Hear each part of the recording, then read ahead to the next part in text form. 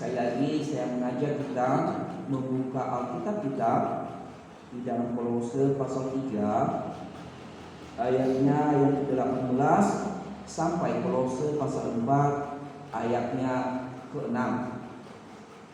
Sudah didapatkan? Kalau sudah didapatkan, saya akan membacakan firman Tuhan ini.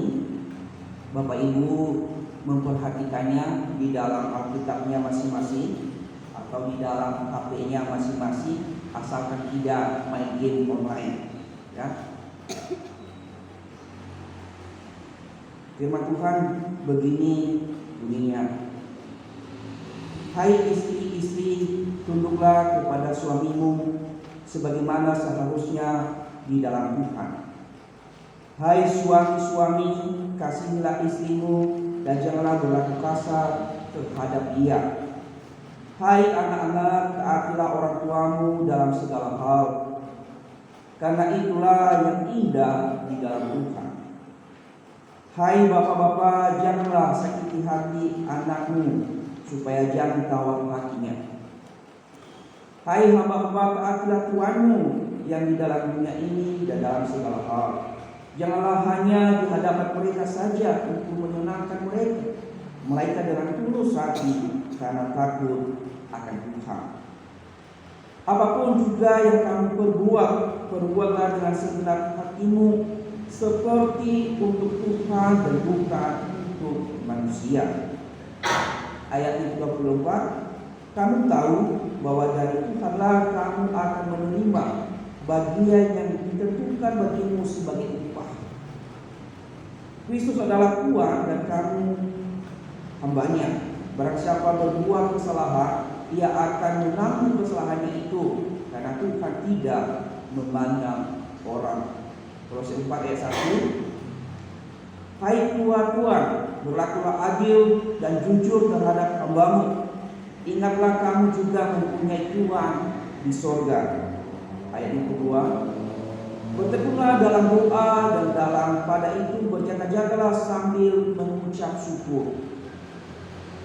Berdoa jugalah untuk kami supaya Allah membuka pintu untuk pemberitaan kami, sehingga kami dapat berbicara tentang rahasia Kristus yang karenanya aku dipenjarakan.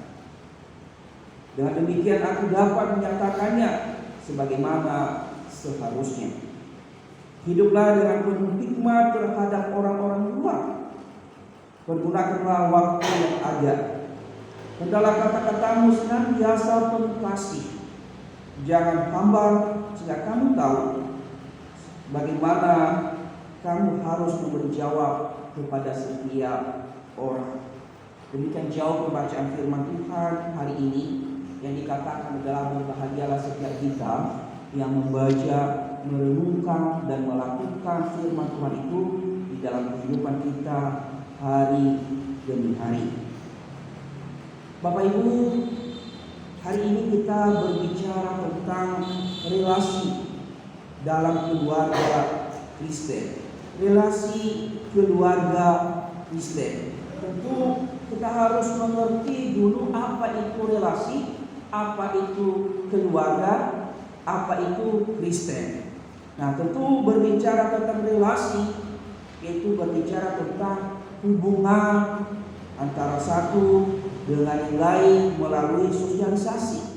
Ya, itu yang namanya relasi. Ada hubungan antara satu dengan yang lainnya. Ada hubungan. Nah, sedangkan keluarga, apa itu keluarga? Nah, kalau menurut Bapak Ibu, pemahaman Bapak Ibu selama ini apa itu keluarga? Kalau saya boleh tahu ya, apa itu keluarga? Karena tadi rata-rata Bapak Ibu ada yang sudah berkeluarga, atau ada yang di antara kita belum punya keluarga? Tidak ada ya. Nah, saya boleh meminta tanggapan Bapak Ibu, apa itu keluarga? Menurut Bapak Ibu, selama ini sudah berkeluarga.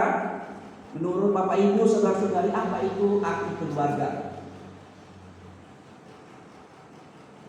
Apa Bapak Ibu? Tidak ada yang tahu? Apa itu keluarga? Salah benar ungkapkan saja, gak usah takut salah. Kalau menurut Bapak Majelis bagaimana?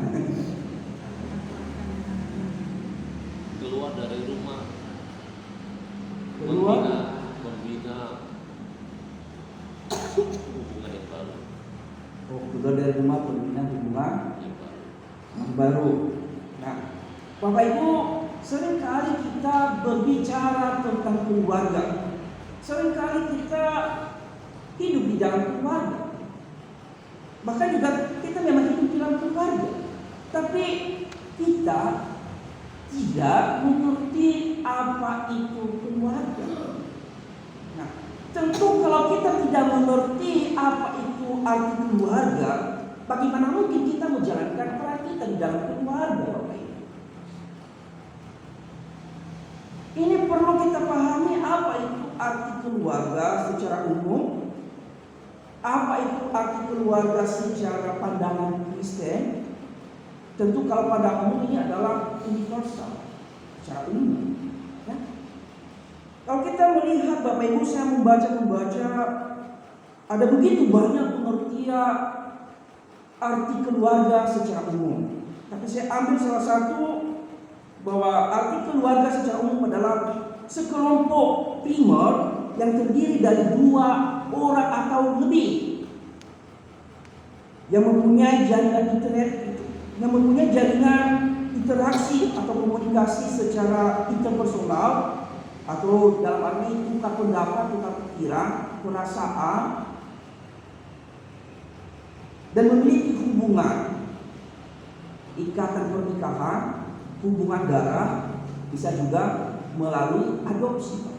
Itu pengertian secara umum. Atau bisa juga diartikan keluarga itu adalah sekelompok kecil di dalam masyarakat itu terdiri dari 2 atau 3 orang, yaitu bapak atau ayah, ibu, dan anak yang memiliki hubungan ikatan pernikahan atau kawin, hubungan darah, dan juga adopsi, ya. Nah, kita juga diperbolehkan bisa mengadopsi anak di dalam keluarga. Itu namanya keluarga. Itu secara pandangan umum. Nanti bisa Bapak Ibu bisa mencari banyak arti keluarga secara umum atau secara universal. Sekali lagi, keluarga secara umum adalah diartikan bahwa kelompok primer yang terdiri dari 2 atau lebih yang mempunyai jaringan interaksi komunikasi secara interpersonal. Dalam arti ini tukar pikiran, ide, perasaan secara pribadi. Ikatan hubungan perkawinan, hubungan darah atau adopsi, ya. Kalau kita melihat di dalam Kamus Besar Bahasa Indonesia, arti keluarga ini adalah lembaga kecil dalam suatu masyarakat yang terdiri dari 3 unsur, yaitu ayah, ibu, dan anak, ya. Jadi itu arti keluarga secara umum. Sejauh ini Bapak Ibu sudah memahami arti keluarga? Sudah? Nah, itu arti keluarga. Nah, tentu ini pandangan umum, ini pandangan secara universal, ini pandangan secara menyeluruh. Tentu kita juga di dalam pembahasan kita hari ini adalah relasi dalam keluarga Kristen. Nah, kita juga harus melihat apa itu arti keluarga dari cara pandang atau menurut ajaran kekristenan, atau bagaimana yang dikatakan keluarga itu menurut Alkitab. Apa pandangan orang Kristen atau pandangan Alkitab tentang keluarga? Nah, menurut pandangan Kristen, Bapak Ibu, keluarga itu adalah lembaga yang pertama kali dibentuk oleh Allah sendiri. Saya lihat, ya, menurut pandangan Kristen, keluarga adalah lembaga yang pertama kali dibentuk atau dibuat oleh Allah sendiri. Kalau kita melihat di dalam Kejadian pasal 2 ayatnya yang ke-18, ayat ke-20 sampai 24. Di sana kita melihat bahwa Allah yang membentuk keluarga, Allah yang membentuk Adam dan Hawa menjadi satu lembaga keluarga. Itu dikatakan keluarga itu adalah lembaga yang pertama dibentuk oleh Allah di muka bumi ini itu keluarga. Jadi keluarga bukan manusia yang membentuk keluarga, tetapi keluarga dibentuk oleh inisiatif Allah sendiri. Ya? Allah yang membentuk keluarga. Allah membentuknya dengan tujuan adanya seperti citra Allah di dalam keluarga itu sendiri. Nah, keluarga Kristen adalah persekutuan hidup antara ayah, ibu, anak-anak yang telah percaya dan menerima Yesus Kristus sebagai Tuhan dan Juru Selamat pribadi, serta meneladani hidup dan ajaran-ajaran Kristus itu dalam kehidupan setiap hari. Sekali lagi, keluarga adalah lembaga yang pertama kali dibentuk oleh Allah. Maka dengan itu kita menyimpulkan bahwa keluarga Kristen adalah persekutuan hidup antara anak, suami, istri yang telah percaya menerima Yesus sebagai Tuhan dan Juru Selamat mereka secara pribadi, serta meneladani, melakukan ajaran-ajaran Kristus dalam kehidupan mereka setiap hari. Itu namanya keluarga Kristen. Jadi keluarga merupakan tempat pertama menjalani pertumbuhan akal budi, pertumbuhan sosial, adanya kasih dalam keluarga, dan juga mengalami pertumbuhan rohani di dalam keluarga. Itu arti keluarga. Nah, apa hubungannya Bapak Ibu di dalam pembacaan kita hari ini? Apa hubungannya tentang relasi dalam keluarga Kristen?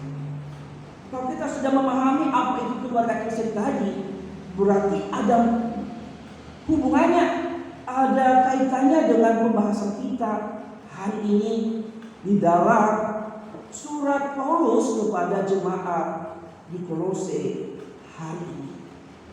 Jadi kita tadi memahami tentang bagaimana kondisi atau keadaan jemaat Kolose.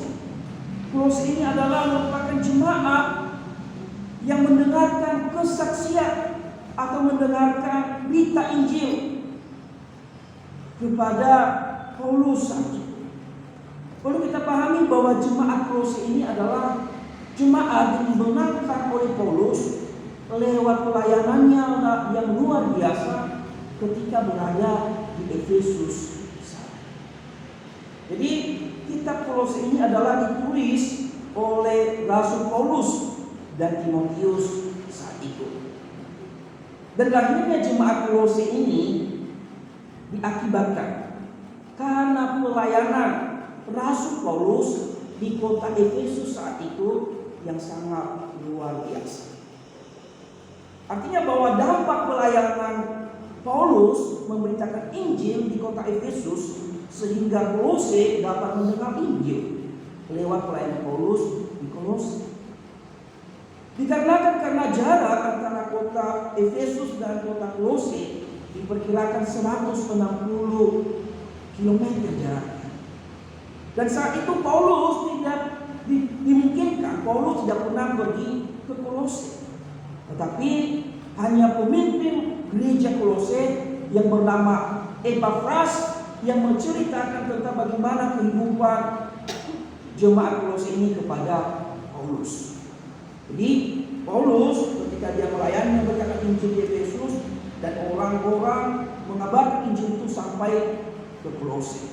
Nah, itu adalah dampak pelayanan Paulus di Efesus menghasilkan jemaat Kolose. Dan Paulus dikatakan dulu pernah ke Kolose, tetapi yang memberitakan kabar tentang jemaat Kolose ini kepada Paulus yaitu Epafras, pemimpin jemaat Kolose saat itu. Nah, keberadaan Paulus saat itu dia ketika menulis surat ini kepada jemaat Kolose adalah berada di dalam penjara di Roma saat itu.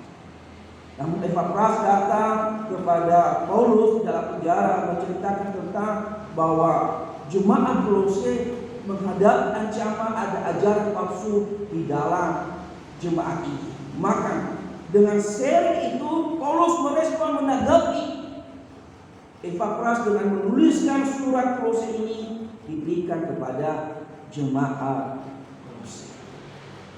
Tujuannya adalah supaya jemaat Kolose ini sungguh hidup di dalam Kristus, sungguh menempatkan diri sebagai orang-orang yang sudah menerima Kristus di dalam hidupnya. Kalau kita membaca kitab Kolose ini dari pasal 1 hingga pasal 4 ini, bagaimana Paulus secara detail memberikan nasihat, memberikan pengajaran bagaimana seharusnya hidup sebagai orang yang sudah menerima Kristus di dalam hidup mereka.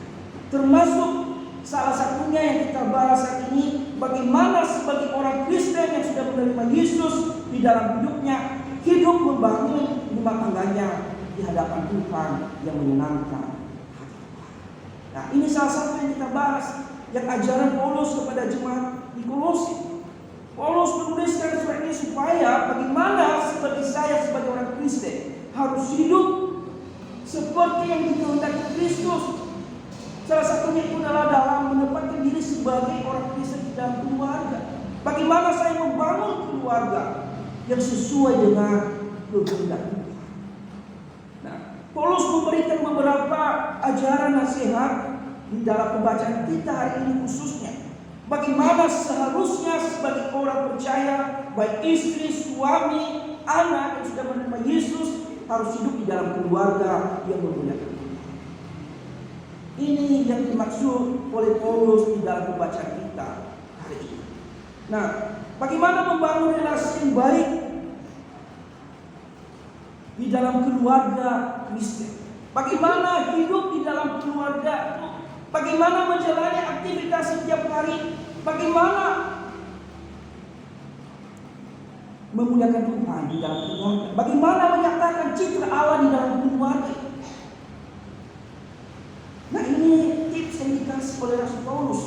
Kalau kita memperhatikan Bapak Ibu di dalam membangun keluarga Kristen dan menyatakan citra Allah di dalam keluarga Kristen, yang pertama kita perhatikan di dalam keluarga ini adalah, pertama, dikatakan istri harus tunduk atau menghormati suaminya. Perhatikan ayat 18. Sebagai keluarga Kristen, sebagai orang yang sudah percaya kepada Kristus, istri harus tunduk menghormati suaminya. Dikatakan di dalam ayat 18, saya bacakan untuk kita. Hai istri-istri, tunduklah kepada suamimu sebagaimana seharusnya di dalam Tuhan. Hal ini juga disampaikan oleh Paulus kepada jemaat di Efesus. Kalau kita melihat Efesus pasal 5 di sana, juga Petrus menyampaikan hal ini kepada orang-orang percaya. Nah, bagaimana semoga keluarga itu menyatakan citra Allah di dalam keluarga?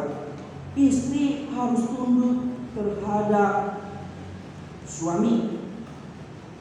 Dalam arti ini, kalau Paulus menuliskan kalimat perintah kepada istri-istri yang percaya kepada Yesus untuk tunduk kepada suaminya, berarti kita dapat menyimpulkan bahwa istri-istri orang yang belum percaya menerima Yesus sebagai Tuhan dan Juru Selamatnya, atau istri sebelumnya sebelum percaya, berarti hidup dalam tanda kutip memberontak terhadap suami.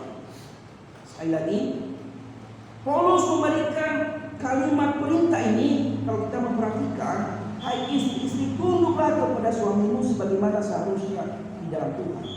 Nah, dalam arti istri-istri yang belum menerima Yesus sebagai Tuhan dan Juru Selamatnya, atau sebelum percaya kepada Kristus, dalam tanda kutip, istri tidak menghormati suaminya. Sehingga Paulus mengatakan, hai istri-istri yang sudah percaya, ubahlah cara hidupmu, tunduklah kepada suamimu. Kalau dulunya adalah engkau pemberontak, sekarang karena kamu sudah menyandang status yang baru sebagai orang percaya kepada Kristus atau sebagai manusia baru, harus tunduk kepada suami seperti tunduk kepada Tuhan. Kalau kita melihat perikop sebelumnya, bagaimana seharusnya sebagai manusia baru, ini yang ditegaskan Paulus.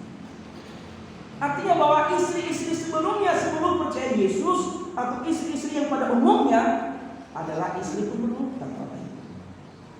Istri yang tidak menghargai suaminya, istri yang mungkin tidak peduli dengan suaminya. Tetapi karena sebagai istri yang sudah percaya, dikatakan Paulus, tunduk dalam arti menghormati suami sebagai kepala atau pemimpin dalam rumah tangga. Tunduk menghormati dengan penuh kasih, menghormati dengan penuh ketundukan seperti tunduk kepada Tuhan. Bukan berarti juga tunduk seperti tunduk kepada pemerintah yang otoriter, tidak.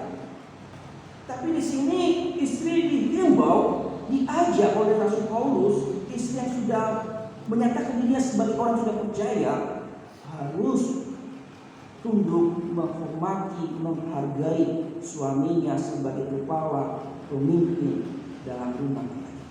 Karena itu yang dikehendaki Tuhan. Itu yang dikatakan oleh Paulus.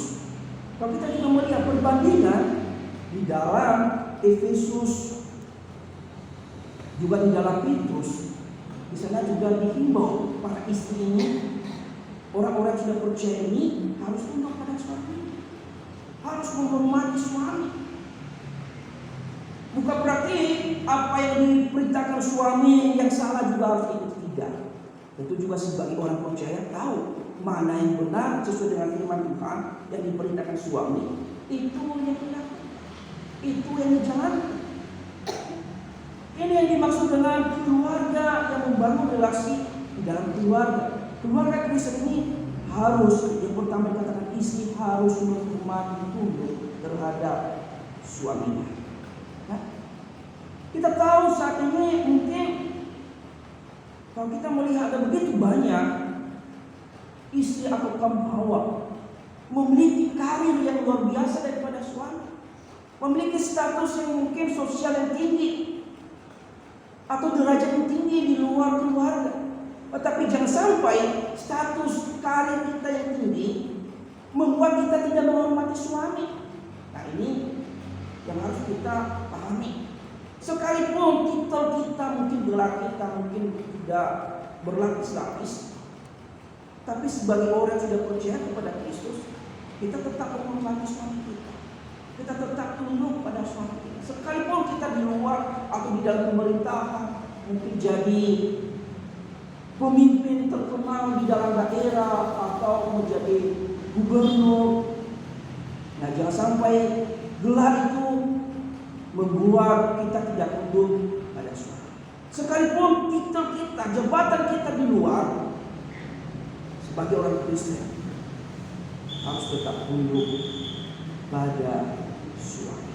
Nah, kalau kita melihat ada begitu banyak orang-orang atau para istri tidak tunduk pada suami karena merasa saya hebat, saya memiliki apa adanya, suami tidak perlu lagi, yang sudah jadi gubernur, orang pengusaha terkenal, sehingga ini yang membuat istri tidak lagi tunduk.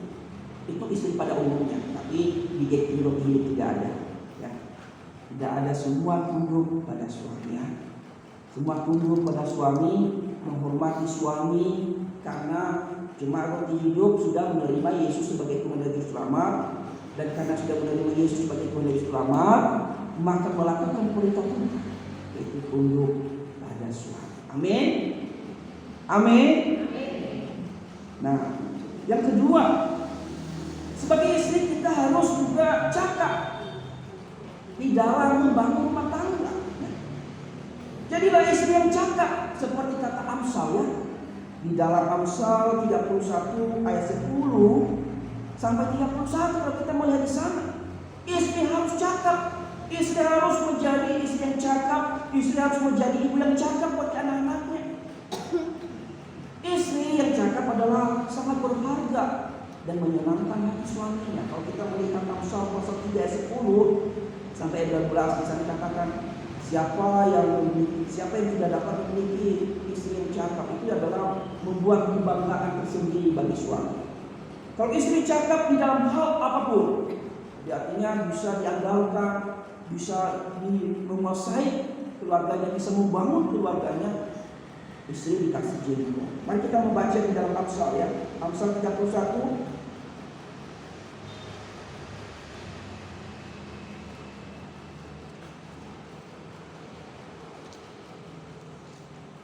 Amsal 31 ayatnya yang ke-10 hingga ayatnya yang ke-12 saya akan baca untuk kita. Istri yang cakap, siapakah yang akan mendapatkannya? Ia lebih berharga daripada permata. Hati suaminya percaya kepadanya, suaminya tidak akan kekurangan keuntungannya. Ia berbuat baik kepada suaminya dan tidak berbuat jahat sepanjang umurnya. Jadi istri harus cakap, harus menjadi kebanggaan suami.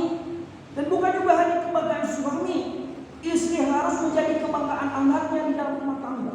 Kalau kita baca Amsal 31 ini ayat 10 sampai 31, di sini dijelaskan dengan terang benderang bagaimana peran istri di dalam rumah tangga Kristen.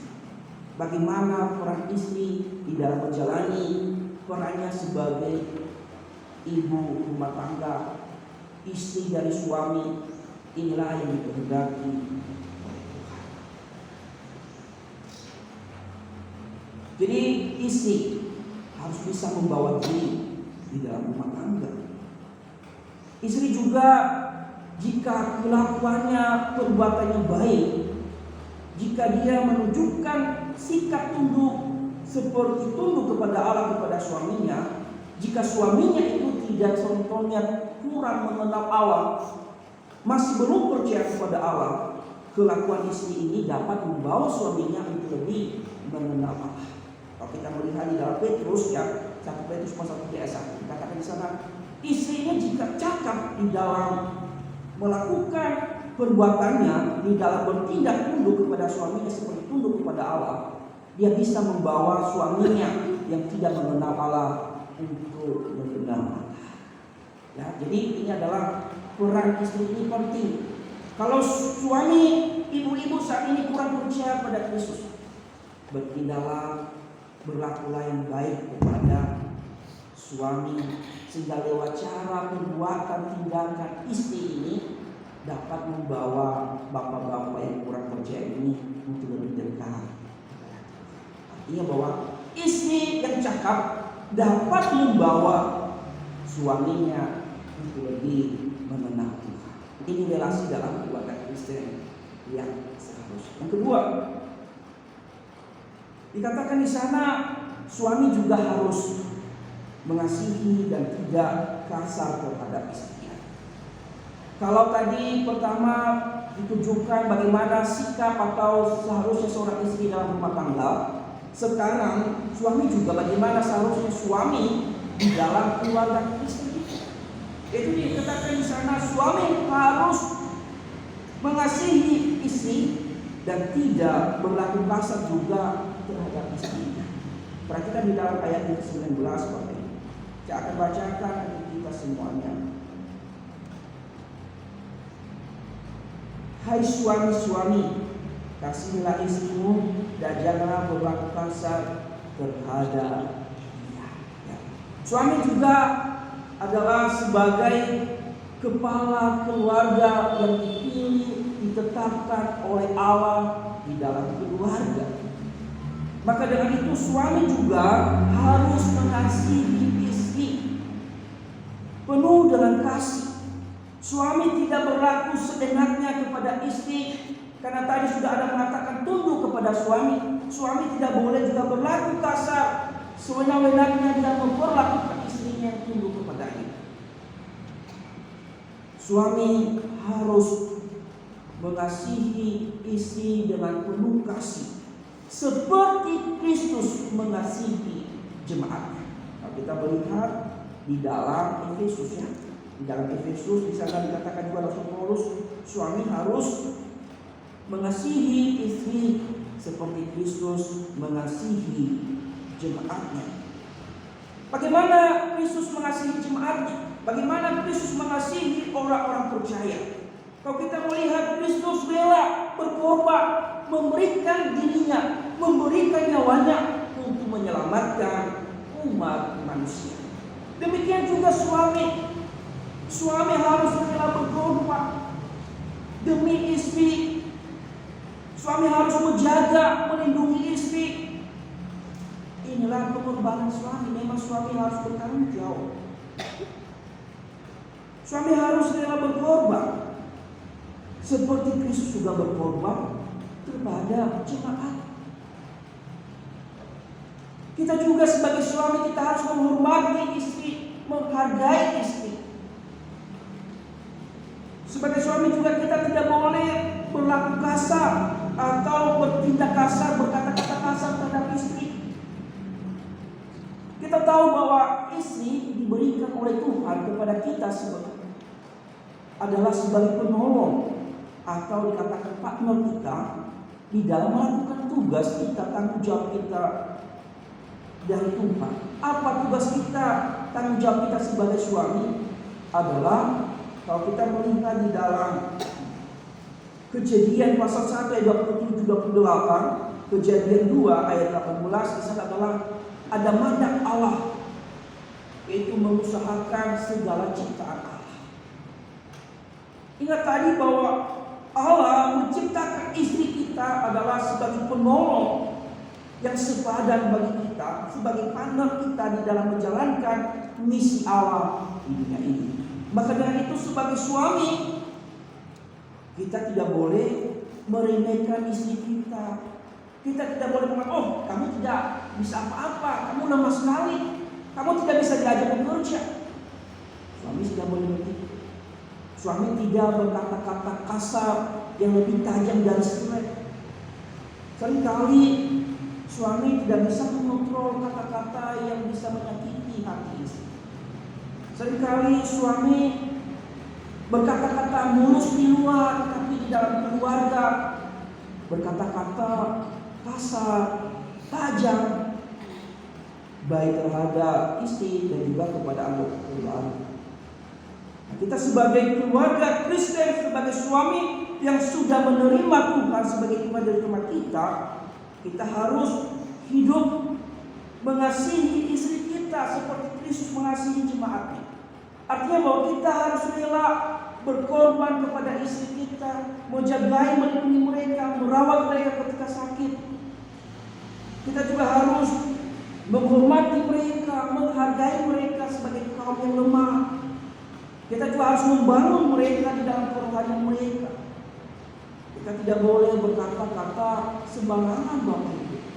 Kita tidak boleh menyakiti hati istri kita. Kita ingat bahwa istri ditempatkan untuk kita, atau Allah memberikan istri untuk kita adalah sebagai penolong kita di dalam melakukan tugas kita, tanggung jawab kita dari Allah. Jadi suami tidak boleh kasar kepada istri.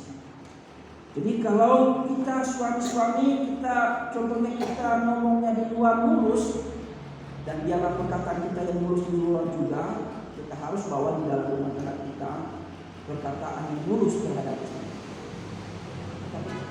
Kenyataannya Bapak Ibu, ada begitu banyak suami, termasuk saya salah satunya, susah untuk mengontrol kata-katanya. Di dalam rumah seringkali seperti tidak kasar sekali. Tapi kalau di luar mulus seperti ininya, ya. Tapi sebagai suami, firman Tuhan juga menegur saya begitu tajam. Sebagai suami harus mengasihi istrinya. Tapi kita harus bertindak seperti Kristus mengasihi jemaatnya.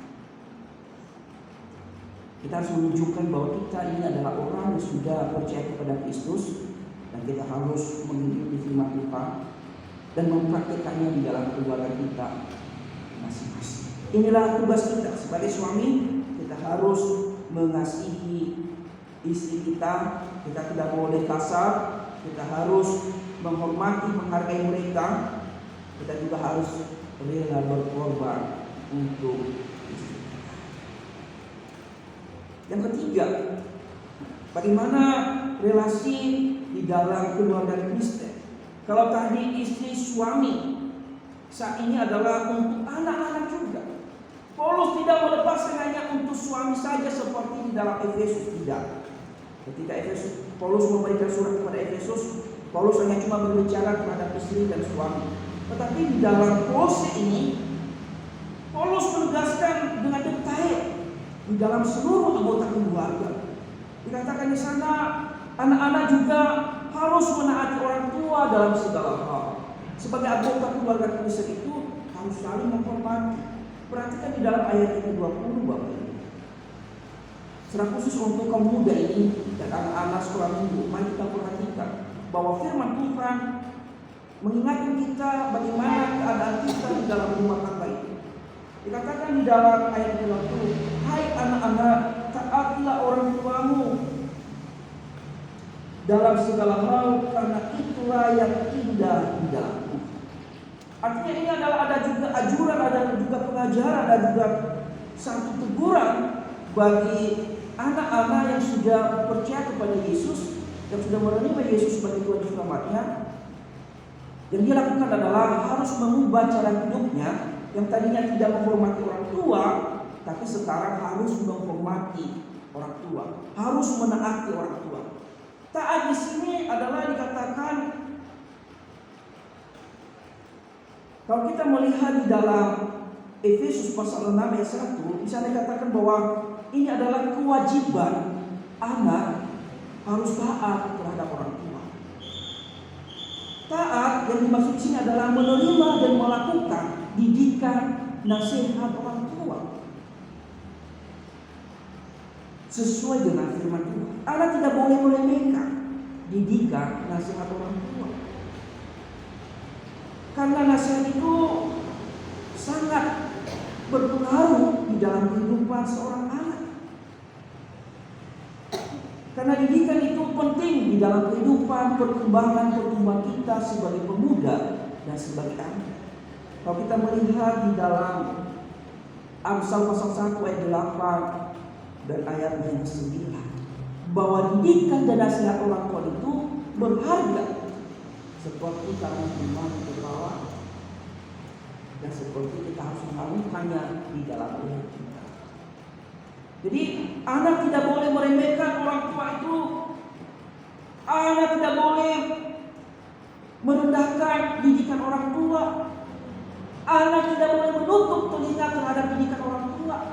Anak tidak boleh menutup telinga terhadap nasihat-nasihat orang tua.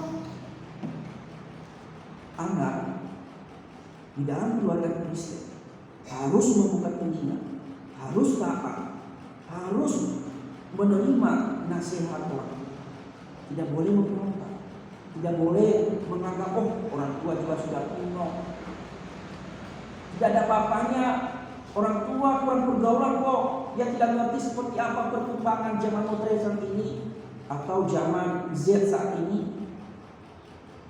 Nah, sebagai anak kita diingatkan di dalam firman Tuhan ini, anak kita harus menghormati orang tua kita, menerima nasihat didikan mereka.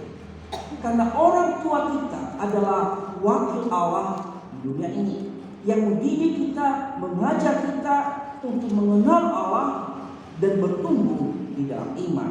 Perhatikan di dalam Ulangan 6 ayatnya yang ke-6 sampai 7, bahwa orang tua ditempatkan untuk kita sebagai anak adalah untuk mendidik kita, mengajar kita untuk mengenal Allah dan bertumbuh di dalam iman.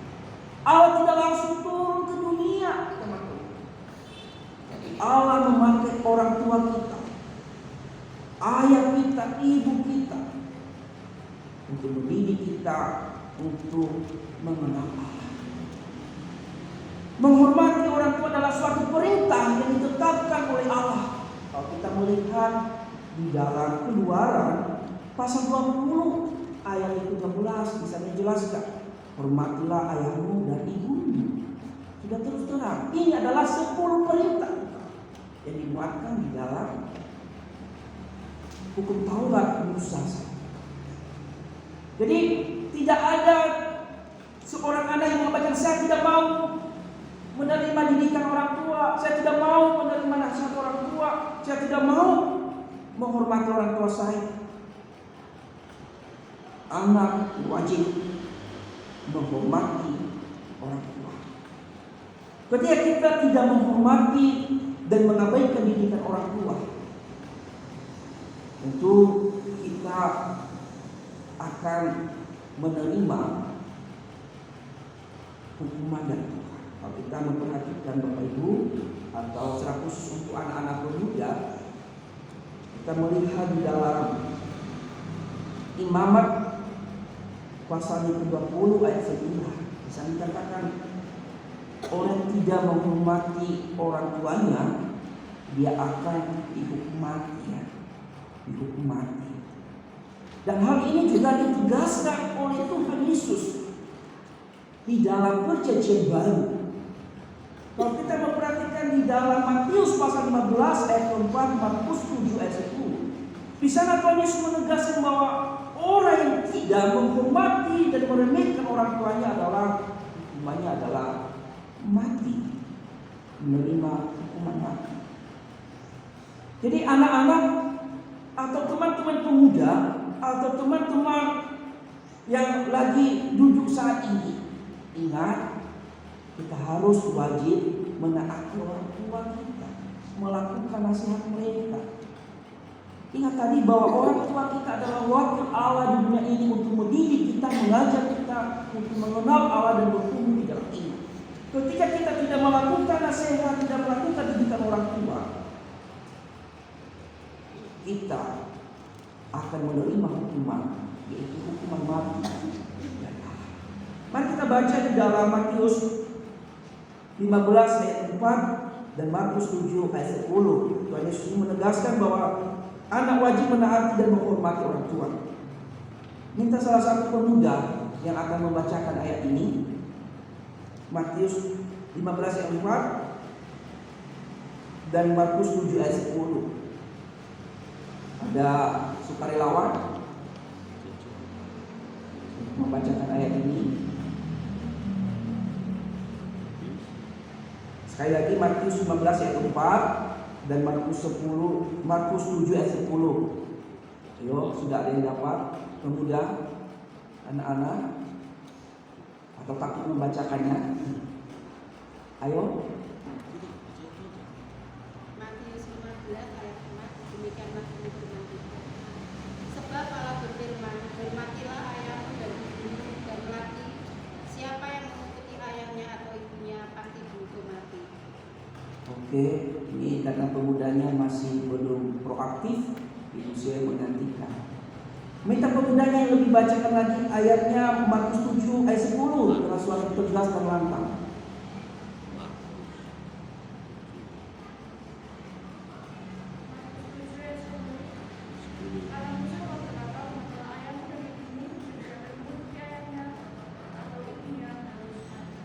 Jadi jelas teman-teman pemuda atau anak-anak bahwa ketika kita meremehkan didikan orang tua, meremehkan orang tua kita, mengabaikan orang tua kita, hukuman kita adalah hukuman mati.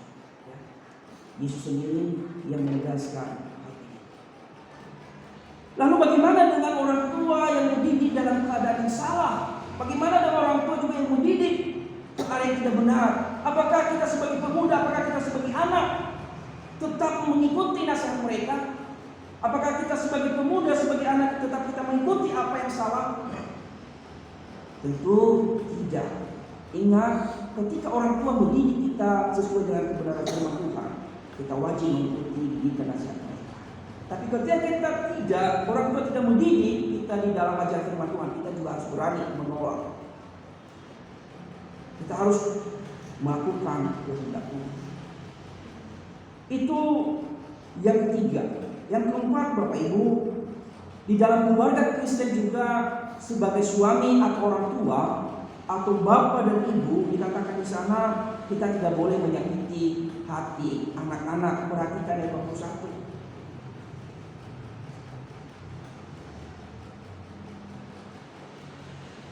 Hai bapak-bapak, janganlah sakiti hati anak-anakmu supaya jangan tawar hati. Jadi jelas orang tua tidak boleh juga menyakiti hati anak-anak di dalam keluarga. Pertanyaannya, mengapa hanya kepada bapak-bapak yang dikatakan hai bapak-bapak? Mengapa juga tidak dikatakan kepada ibu ini? Padahal ayah dan ibu adalah sama-sama bertanggung jawab di dalam keluarga. Jawabannya adalah karena bapak atau suami adalah sebagai yang bertanggung jawab di dalam rumah tangga. Bukan berarti istri lepas tanggung jawab di dalam mendidik anak. Bukan berarti istri tidak mendidik anak untuk mengenal Tuhan. Tetapi sebagai orang tua harus mendidik anak ke arah yang Tuhan kehendaki sesuai dengan firman Tuhan. Dididik juga harus memberikan disiplin yang sesuai dengan apa yang Tuhan kehendaki. Dikatakan di dalam Amsal kita harus mendidik orang muda sesuai dengan yang patut baginya. Ya juga kita otoriter terus, tetapi tidak pernah memberikan contoh bagaimana yang seharusnya anak itu dia lakukan. Seringkali orang tua nasihati mendidik, tetapi tidak pernah memberikan satu contoh teladan bagaimana seharusnya anak ini berlaku. Nah, ini seringkali kita gagal juga sebagai orang tua dalam mendidik anak. Seringkali kita otoriter terus. Disiplin yang kita berikan kepada anak tidak sesuai juga. Nah, ini yang membuat hati anak-anak kita tawar atau sakit. Nah, sebagai orang tua harus mendidik anak sesuai dengan firman Tuhan, mendisiplin anak sesuai dengan kesalahan yang dia lakukan. Seringkali anak berlaku salah sedikit tetapi disiplinnya terlalu tinggi, melampaui dari kesalahan yang dia lakukan. Ini juga salah. Ini yang membuat hati anak-anak tersakiti. Ini yang membuat anak-anak tawar hati. Jadi sebagai orang tua harus bijak, berhikmat di dalam mendidik anak. Ini yang baru dikatakan dengan keluarga Kristen yang menyatakan citra Allah di dalam keluarga. Selain itu juga Paulus menegaskan sebagai orang yang sudah percaya kepada Kristus, kita sebagai hamba dan juga sebagai tua, di sana dikatakan kita juga harus membangun relasi antara hamba dan tua. Kita tidak boleh juga sebagai hamba kita sudah percaya kepada Kristus lalu kita melalaikan tanggung jawab kita sebagai hamba di dalam melakukan pekerjaan kita. Kita juga sebagai tuan atau kita sebagai orang Kristen, kita memiliki pelayan di dalam rumah tangga kita. Kita juga harus menghormati mereka, berlaku adil kepada mereka. Kalau kita memperhatikan di dalam ayat yang ke-22 hingga ayat yang ke-6, hingga ayatnya pasal 6 ayat 1, bisa dijelaskan bahwa antara hubungan seorang hamba dengan tua harus berjalan dengan baik semestinya yang dikehendaki oleh Kristus. Selain itu juga Paulus menegaskan kepada jemaat Kolose, selain kita membangun hubungan antara anggota keluarga dan antara hamba dengan tua, kita juga harus membangun relasi dengan Tuhan. Ini kunci utamanya. Kalau kita memperhatikan di dalam ayat yang kedua, pasal 6 ayat kedua, kita juga harus membangun relasi dengan Allah dengan bertekun di dalam doa sambil berjaga-jaga di dalam doa kita.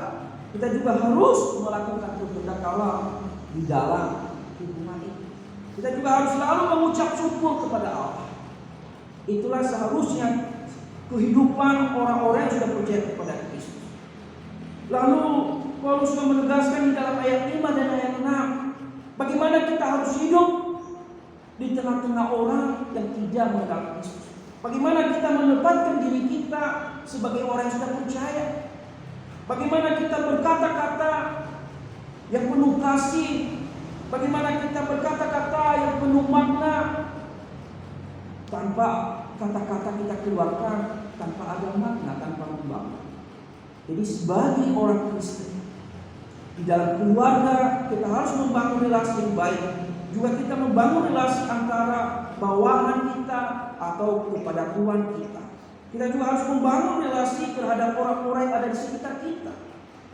Kita harus membangun relasi dengan berkata-kata yang membangun, penuh kasih. Jangan sampai kata-kata kita tidak sesuai dengan status kita sebagai manusia baru, sebagai orang yang percaya kepada Kristus. Ini yang ditegaskan Paulus kepada jemaat di Kolose kalau kita memperhatikan di dalam ayat 5 hingga ayatnya yang ke-6. Jadi sebagai orang Kristen kita harus hidup bijaksana. Kita harus bisa membagi waktu kita. Kita juga harus berkata-kata yang membangun, menunjukkan perkataan kita itu menunjukkan diri kita bahwa kita adalah orang Kristen. Jadi Bapak Ibu, firman Tuhan hari ini mengingatkan kita bagaimana kita seharusnya sebagai orang Kristen menjalani kehidupan keluarga kita yang dikehendaki Allah. Ada relasi yang baik. Istri tadi harus tunduk kepada suami. Suami harus mengasihi istri. Anak harus menghormati orang tuanya. Orang tua juga harus mendidik anak dengan bukan otoriter, mendidik anak mengenal Allah. Lalu di dalam keluarga Kristen juga harus menjadi hamba yang setia, yang takut akan Tuhan, menjadi tuan juga yang takut akan Tuhan. Kalau kita mempunyai bawahan, kita juga harus menjadi tuan bagi mereka dengan berlaku adil. Kita juga harus hidup menempatkan diri di tengah-tengah orang banyak dengan bijaksana, dengan berhikmat, supaya kita bisa menyatakan bahwa saya, Bapak Ibu adalah orang Kristen yang sudah percaya kepada Tuhan, dapat dilihat dari perbuatan, tindakan, kata-kata yang penuh kasih, yang penuh makna, dan penuh dengan membangun satu sama lain.